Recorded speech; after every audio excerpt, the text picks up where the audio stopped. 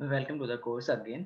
तो हमारा जो ये वीडियो है, ये लेक्चर है, ये class 10 physics chapter number 5 source of energy का ये दूसरा लेक्चर है। तो इस वीडियो में हम लोग जानेंगे हाइड्रो पावर प्लांट्स के बारे में। हाइड्रो पावर प्लांट्स क्या होता है, और ये सोर्स ऑफ एनर्जी का ही एक एग्जांपल है। ठीक है, एक सोर्स ऑफ एनर्जी है जहां से एनर्जी मिलता है।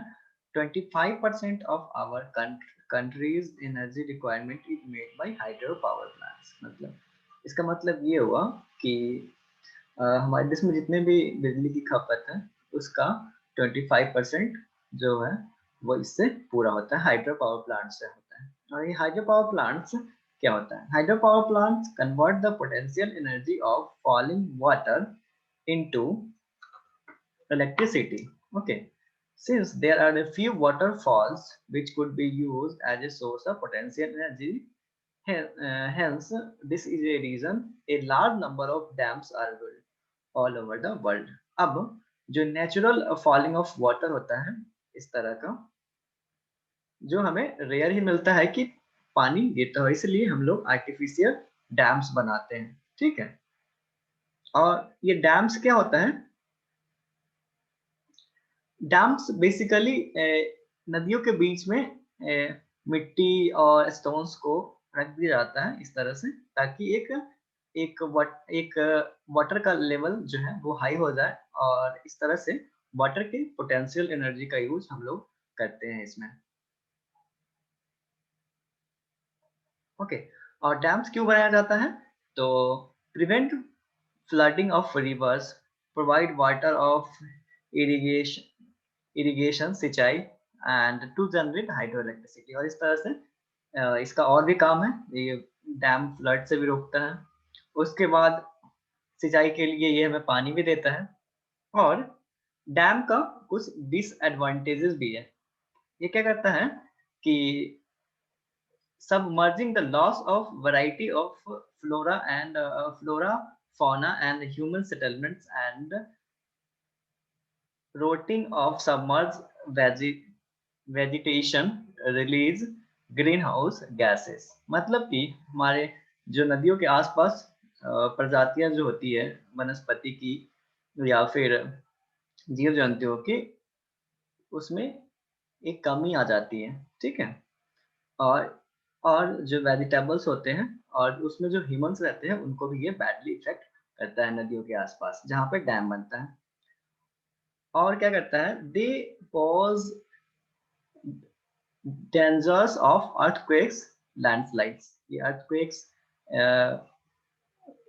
दे क्या करते हैं, ये लाते हैं, एंड लैंडस्लाइड के लिए भी ये जिम्मेदार होता है समटाइम्स।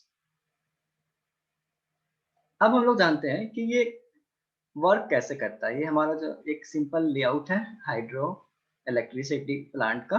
ओके, तो ये बेसिकली काम कैसे करता है? ठीक है, तो हम लोग देखते हैं इस वीडियो में। तो ये हमारा ये जो दिख रहा है ये डैम है। ओके, अब क्या है कि इस ये डैम बना के और इसको क्या किया गया है कि एक रिजर्वर की तरह ये काम कर रहा है, और ये पानी का जो लेयर है ज्यादा हो जाने से यहाँ यहाँ का पोटेंशियल एनर्जी इस वाटर का बढ़ा हुआ है। और जैसे ही इस स्लाइस गेट्स को यहाँ से रिमूव करेंगे पानी फ्लो होगा, और इस तरह से आके ये क्या है? ये टरबाइन है। ओके, टरबाइन को ये रोटेट करेगा और इस तरह से ये मूव करने लगेगा। और मूव करते ही इससे एक डायनमो अटैच्ड होता है। डायनमो क्या करता है? डायनमो जो हमारा है फर्दर इलेक्ट्रिसिटी प्रोड्यूस करता है, और इस तरह से जो है वो हाइड्रो इलेक्ट्रिसिटी प्लांट्स काम करता है। ठीक है, बहुत ही सिंपल है। और ये जो इमेज है ये क्या दिखाता है? Production of hydro electricity by using of water energy. और इस तरह से हमने देखा कि जो हमारा हाइड्रो पावर प्लांट्स है वो कैसे काम करता है। ठीक है,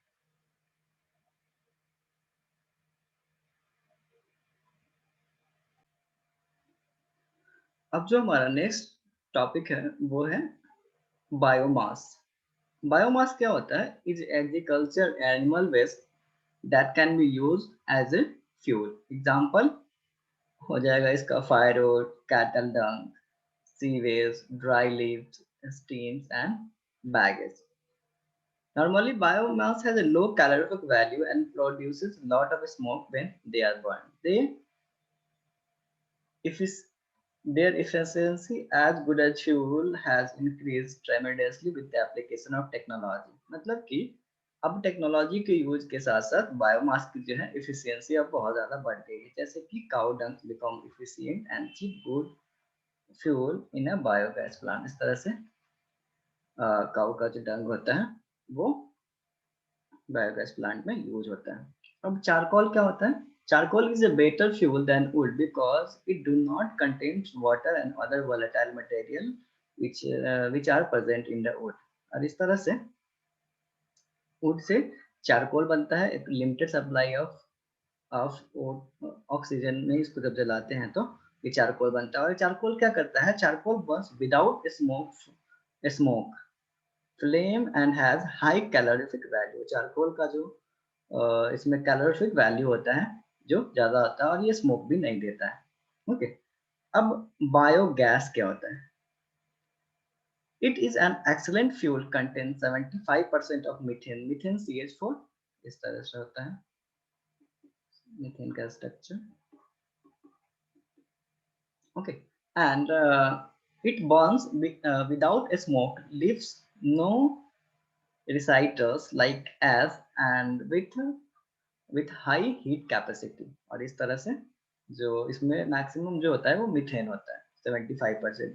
biogas is produced by the aerobic decomposition of slurry cow dung plus water mixture by microwaves।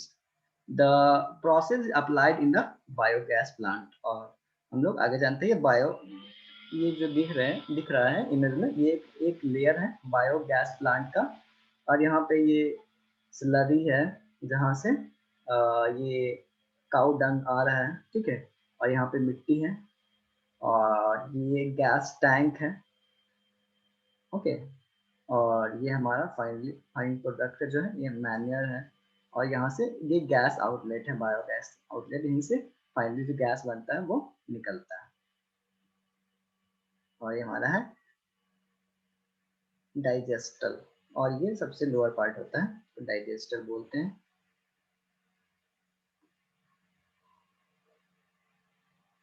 अब ये कैसे काम करता है ये देखते हैं। The biogas is stored in the gas tank from which they are drawn through the pipes for use in the biogas plant. Biogas is used for lighting, cooking in the rural area, while the slurry left behind is used as an excellent manure and rich as nitrogen and phosphorus. The large-scale use of bio waste and sewage material provide a safe and efficient method of waste disposal beside supplying energy and manure।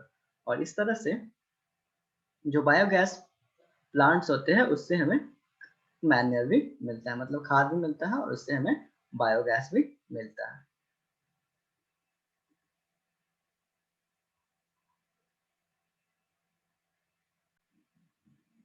अब जो हमारा next source of energy है ये है wind energy. Wind energy क्या होता है? Unequal heating of land mass and water body by the solar radiation generates air movement, causes wind to blow। This kinetic energy of the wind can be used to do work। और इस तरह से wind high velocity के साथ आता है और इस तरह से हम लोग उसका यूज करके इलेक्ट्रिसिटी प्रोड्यूस कर सकते हैं। This energy utilised to lift water from the well to generate electricity in the wind mill. इस तरह से विंड मिल में भी इसका यूज कर सकते हैं और पानी को कुएं से निकालने के लिए भी इसका यूज किया जाता है। Actually, the rotatory motion of the windmill is used to turn the rotor of the turbine, which then generate electricity through the dynamo। और उसमें डायनमो लगा होता है मोटर में, टरबाइन में, और इस ये डायनमो जो होता है वो इलेक्ट्रिसिटी प्रोड्यूस करता है। the output of a single windmill is quite small, so number of windmills are created over a large area called wind energy farm. इस तरह से जो आउटपुट होता है एक विंडमिल का वो काफी कम होता है, इसलिए बहुत सारे विंडमिल एक साथ लगाए जाते हैं जिसको विंड एनर्जी फार्म भी बोलते हैं। India rank 5th in the world in harnessing wind energy for the production of electricity, और इस तरह से 5वें नंबर पर है India. It is estimated that nearly 45,000 megawatt of electric power can be generated in India's wind potential is fully exploited। और इस तरह से अगर हम लोग अच्छे से यूज करें तो 45,000 मेगावाट जनरेट हो सकता है इलेक्ट्रिसिटी विंड के द्वारा। द मिनिमम स्पीड जो होना चाहिए वो विंड का होना चाहिए 20 kilometre per hour. Okay, 20 kilometre per hour होना चाहिए विंड एनर्जी के लिए। अब इसका एडवांटेज क्या है? एडवांटेज क्या है? ये होता है इको फ्रेंडली होता है, efficient source of renewable energy होता है, no recurring expense for production of electricity, मतलब कि एक बार इस लगाने के बाद बार बार एक्सपेंस इसमें नहीं करना पड़ता है। लिमिटेशंस क्या है इसके? Wind energy farms need a large area of land, difficulty in getting regular wind, speed 15 से 20 kilometre per hour, initial cost of establishing wind energy farm is very high, high level of maintenance of blades of windmill, मतलब इसका जो blade होता है उसको high level का maintenance चाहिए। अब जो हमारा नेक्स्ट है वो है non conventional source of energy, और इसमें जो फर्स्ट पॉइंट है वो फर्स्ट जो सोर्स आता है वो होता है सोलर एनर्जी। सोलर एनर्जी वो वैसा एनर्जी है जो हमें सन से रिसीव होता है। The energy emitted by the sun in the form of heat and light is called solar energy। एक सोलर कांस्टेंट होता है, मतलब पर एरिया पे कितना सोलर एनर्जी पर पर यूनिट एरिया पे कितना सोलर एनर्जी आती है, तो वो है सोलर कांस्टेंट बोलते हैं, जिसको 1.4 किलो जूल सेकेंड पर मीटर स्क्वायर। उसके बाद outer degree of the earth receives the solar energy equals to 1.4 kilojoule second per meter square, which is known as solar constant। अब कुछ डिवाइसेस हैं जो सोलर एनर्जी पे वर्क करते हैं, solar energy devices। Okay, a large number of devices are utilize solar energy directly, like solar cooker, solar furnaces, solar cell and solar water heaters। ये सब solar energy पे काम करता है। अब सोलर हीटिंग डिवाइस क्या होता है? ये क्या होता है? Use black painted surface because black surface absorbs more heat as compared to the white or other surfaces। use of glass plate because it allows shorter infrared radiation to pass through it but does not allow the longer wavelength infrared radiation through it। Thus, thus the results in increase in temperature। इस तरह से जो कम wavelength की जो lights होती हैं वो temperature को इंक्रीज करती है with in a closed vessel.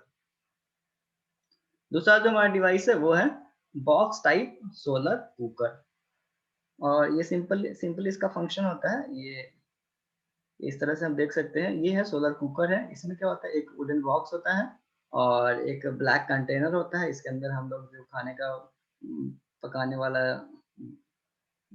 जैसे कि वाटर या फिर दाल, ये सब हम लोग इसमें डाल सकते हैं। उसके बाद उसके ऊपर एक ग्लास कवर होता है जो कि ट्रांसपेरेंट होता है, या इस बार मेटालिक बॉक्स होता है। उसके बाद प्लेन मिरर होता है इसमें, यहाँ से लाइट आती है और यहाँ से रिफ्लेक्ट होके ग्लास कवर से होते हुए ब्लैक कंटेनर पड़ती है, और इस तरह से कुछ घंटों के बाद ये गर्म हो जाता है और इस तरह से हमारा खाना बनता है इसमें। अब एडवांटेजेस क्या है इसका? सोलर कुकर का एडवांटेजेस है इसका use energy which is available in plenty, मतलब आराम से इसको यूज कर सकते हैं, पॉल्यूशन फ्री है, more than one food can be cooked simultaneously, एक तरह से एक बार में एक से ज्यादा फूड बनाया जा सकता है। क्या है? Can not B use for frying और बेकिंग पर्पज के लिए, फ्राइंग के लिए नहीं कर सकते हैं, सब्जी बनाने में नहीं कर सकते हैं। Food can not be cooked at night और क्लाउडी डेज में नहीं कर सकते हैं। उसके बाद direction of reflector of solar heating has to change into the time to time heating facing the sun, और इस तरह से हमको डायरेक्शन ऑफ द, ये जो प्लेन मिरर लगा होता है इसका डायरेक्शन हमें हमेशा चेंज करना पड़ेगा सन के डायरेक्शन के हिसाब से, तभी ये काम कर पाएगा। अब जो हमारा नेक्स्ट डिवाइस है वो है सोलर सेल। सोलर सेल क्या करता है? Solar cell are devices that convert solar energy into electricity, develops volt develop a voltage 0.5 से 1 वोल्ट तक ये प्रोड्यूस करते हैं, can produce about 0.7 watt of electricity. एक सोलर सेल 0.7 इलेक्ट्रिसिटी प्रोड्यूस कर सकता है। एडवांटेजेस ऑफ सोलर सेल क्या होता है? इसका फर्स्ट जो एडवांटेज है वो है रिक्वायर्ड लिटिल मेंटेनेंस, बहुत कम होता है, एक बार इंस्टॉल करने के बाद शायद 25 साल तक ये आसान आराम से चलता है। हाँ, हैव नो मूविंग पार्ट नहीं होता है, तो मतलब इसका मेंटेनेंस भी बहुत आसान है, मूविंग पार्ट नहीं होने से खराब नहीं होता है। No focusing device, focusing device नहीं चाहिए होता है।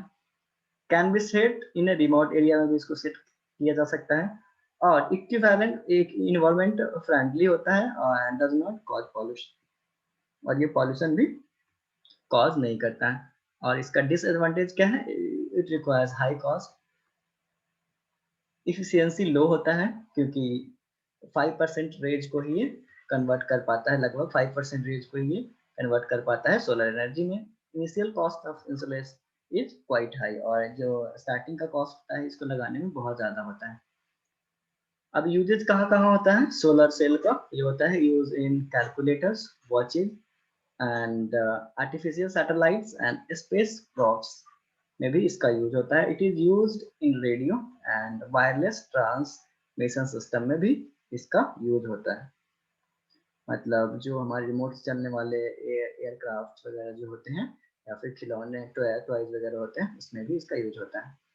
अब जो नेक्स्ट डिवाइस है वो है सोलर पैनल। ये क्या होता है? A large number of solar cells connected to each other is an arrangement is called as solar panel. Material used in solar cell में क्या क्या यूज किया जाता है? सिलिकॉन यूज किया जाता है इस इंटर कनेक्शन ऑफ सेल्स को जोड़ने के लिए। सिल्वर का यूज किया जाता है, और ये सिलिकॉन का बना होता है। अब जो हमारा जो नेक्स्ट सोर्स ऑफ एनर्जी है ये है एनर्जी फ्रॉम द सी और ओशियन। इसमें भी तीन तरह का एनर्जी होता है, सी और ओशियन से। सोलर सेल की तरह, सोलर में डिफरेंट डिफरेंट टाइप था, इसका भी डिफरेंट डिफरेंट टाइप है। जो फर्स्ट टाइप है ये है energy of sea waves, waves के रूप में एनर्जी मिलता है, टाइडल एनर्जी होता है, और उसमें ओशियन थर्मल एनर्जी होता है। एनर्जी ऑफ सी वेव्स क्या होता है? The waves are generated by the strong wind that blows across the sea, and the kinetic energy of this moving water rotates turbine of a generator. इस तरह से kinetic जो waves का kinetic energy होता है वेव्स का, उसको turbine घुमाने के लिए यूज किया जाता है, और इस तरह से हमारा सी वेव से इलेक्ट्रिसिटी प्रोड्यूसर। लिमिटेशंस क्या है इसका? when the strong wind stop blowing the generator stop producing electricity। जैसे ही ये वेव्स बनना बंद हो जाएगा तो हमारा जनरेटर भी काम नहीं करेगा, और इस तरह से हम लोग इलेक्ट्रिसिटी जनरेट नहीं कर पाएंगे। अब जो तीसरा है, दूसरा जो है sorry, दूसरा जो है ये है टाइडल एनर्जी। क्या होता है? Tidal energy caused by the water during tides, और टाइड्स के कारण आता है, और the tides are caused due to the gravitational force of attraction by the moon on the water of the ocean level, and this form of energy is harnessed by the constructing a dam across a narrow opening to the sea। उसके बाद है a turbine fixed at the opening of the dam converts the tidal energy of electricity। और इस तरह से tidal जहाँ पे आते हैं वहाँ पे एक टरबाइन लगा दिया जाता है नैरो पथ पे, और इस तरह से इलेक्ट्रिसिटी प्रोड्यूस होता है। और जो तीसरा है ये है ओशियन थर्मल एनर्जी, उसको OTE भी बोलते हैं। The power plants used to harness harness the ocean thermal energy is known as ocean thermal energy conversion plant, इसको OTEC भी बोलते हैं। और temperature difference between the surface of water and water of depth of 2 kilometers should be 20 degree Celsius और मोर। इस तरह से जो टेम्परेचर डिफरेंस होना चाहिए पानी के अपर लेयर्स का और 2 किलोमीटर ऊपर के लेयर का यहाँ का, और इस 2 किलोमीटर यहाँ पे पानी का लेयर इसका टेम्परेचर अलग और उसके नीचे का, मतलब इसका मान लो यहाँ पे अगर 20 है तो यहाँ पे 0 डिग्री सेल्सियस होना चाहिए, मतलब डिफरेंस होना चाहिए वो 20 होना चाहिए। और the warm surface of water is use to boil ammonia. इस तरह से जो गर्म सरफेस होता है उसका यूज बॉयल करने के लिए किया जाता है अमोनियम लिक्विड को। Vapour of the liquid are use to run the turbine, और इस तरह से जो अमोनिया बॉयल होता है उसका यूज टरबाइन को चलाने के लिए किया जाता है। The cold water from deeper layers is pumped up to condense the vapour into the liquid, और इस तरह से फिर से इस वेपर को ये जो कोल्ड वाटर नीचे का होता है इस वेपर को ठंडा करने के लिए इसका यूज किया जाता है। अब है जियोथर्मल एनर्जी। सोर्स ऑफ जो हमारा नेक्स्ट जो non conventional source of energy है ये है हमारा geothermal energy. Energy is stored as heat inside the earth. Heat के रूप में हमारे अर्थ के नीचे जो एनर्जी स्टोर होता है इसको बोलते हैं geothermal energy. The steam of underground water is taken out by sinking pipes through the hole drilled in the earth crust, और इस तरह से अगर अर्थ क्रस्ट के अंदर एक ड्रिल करके एक पाइप डाल के और इस एनर्जी को बाहर ले आएंगे तो इसको बोलेंगे geothermal energy. The steam under the high pressure use to rotate the turbine produce electricity, और इस तरह से यहाँ से इसको यहाँ से हाई प्रेशर यहाँ से स्टीम यहाँ पे टरबाइन लगा के इसको मूव करके और यहाँ से इसमें डायनेमो कनेक्ट होता है और इस डायनेमो से इलेक्ट्रिसिटी प्रोड्यूस होता है। अब जो हमारा नेक्स्ट जो है वो है न्यूक्लियर एनर्जी, और इस तरह न्यूक्लियर एनर्जी क्या होता है जो कि हमें यूरेनियम से मिलता है। Nuclear energy which store nucleus of an atom, वो एनर्जी होता है जो, और न्यूक्लियस न्यूक्लियस में क्या होता है, न्यूक्लियस में होता है हमारा किसी भी न्यूक्लियस के में प्रोटॉन होता है और न्यूट्रॉन होता है, इलेक्ट्रॉन नहीं होता है। इसमें दो तरह का होता है मेनली न्यूक्लियर एनर्जी। फर्स्ट होता है न्यूक्लियर फ्यूजन, दूसरा होता है न्यूक्लियर फ्यूजन। फ्यूजन क्या होता है, fusion nucleus of a heavy atom uranium when bombarded with the low energy neutrons split break down into the lighter nuclei and huge amount of energy। मतलब कि एक जो न्यूक्लियर का जो बड़ा जो होता है एक एटम उस पर बम्बार्ड किया जाता है लो एनर्जी न्यूट्रॉन से इस पर बम्बार्ड किया जाता है और इस तरह से ये स्प्लिट हो जाता है और यह एनर्जी भी इसके साथ साथ एनर्जी भी प्रोड्यूस करता है। और न्यूक्लियर फ्यूजन क्या होता है, फ्यूजन होता है when the two lighter nuclei join to form the heavy nucleus and tremendous amount of energy is released। और इस तरह से न्यूक्लियर फ्यूजन के केस में क्या होता है, जो न्यूक्लियाई मिलके एक बड़ा न्यूक्लियाई बनाते हैं और इसके साथ बहुत हाई अमाउंट में एनर्जी भी प्रोड्यूस होता है। Nuclear fusion is utilises in the nuclear reactor to produce electricity. और जो फर्स्ट प्रोसेस होता है यही प्रोसेस जो होता है न्यूक्लियर फ्यूजन का जिसमें टूटता है वही प्रोसेस यूज होता है। और न्यूक्लियर फ्यूजन क्यों नहीं हो जाता है, फ्यूजन इसलिए नहीं हो जाता है क्योंकि ये कंट्रोल नहीं होता है, क्योंकि एक बार जब रिएक्शन स्टार्ट हो जाता है कॉम्बिनेशन का तो हम इसको रोक नहीं सकते और यह बहुत डेंजरस भी होगा।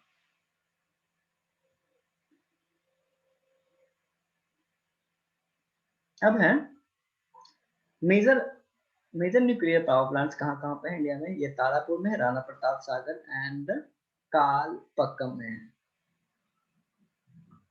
अब एडवांटेजेस क्या है इसका, the large amount of energy release होता है और nuclear power plant the nuclear fuel is inserted once to get energy over a long period of time. और इस तरह से एक बार जब हम लोग न्यूक्लियर एनर्जी प्रोसेस स्टार्ट कर देते हैं तो क्या होता है कि साल तक हमें फिर कुछ करना नहीं होता है, एनर्जी जनरेट होता रहता है। डिसएडवांटेज क्या है, कॉस्ट ऑफ इंस्टॉलेशन बहुत ज्यादा हाई है, इन्वायरमेंटल कंटेमिनेशन में occur due to the improper nuclear waste disposal। और इस तरह से इसका वेस्ट डिस्पोजल जो होता है वो बहुत अच्छे से करना पड़ता है, क्योंकि ये न्यूक्लियर वेस्ट डिकम्पोज नहीं होता है और यह बहुत ज़्यादा हानिकारक भी होता है। अब इन्वायरमेंटल कॉन्सिक्वेंसेस क्या होता है? Energy source would be used judiciously, otherwise it will disturb the environment. और इस तरह से अगर हम लोग एनर्जी के जो भी सोर्स हैं इनका यूज अगर सही से नहीं करेंगे तो ये इन्वायरमेंटल को बैडली बैडली डैमेज करेगा, बैडली हर्ट करेगा। And use of clean fuel like CNG, compressed natural gas, because burning of the fossil fuel causes the green house. और इस तरह से हम लोग ज़्यादा से ज़्यादा यूज कर सकते हैं, सीएनजी का यूज कर सकते हैं। Assembly of device like solar cell, otherwise renewable sources of energy. और इस तरह से सोलर सेल का यूज कर सकते हैं, रिन्यूएबल सोर्स का यूज कर सकते हैं। अब है how long will the energy source last.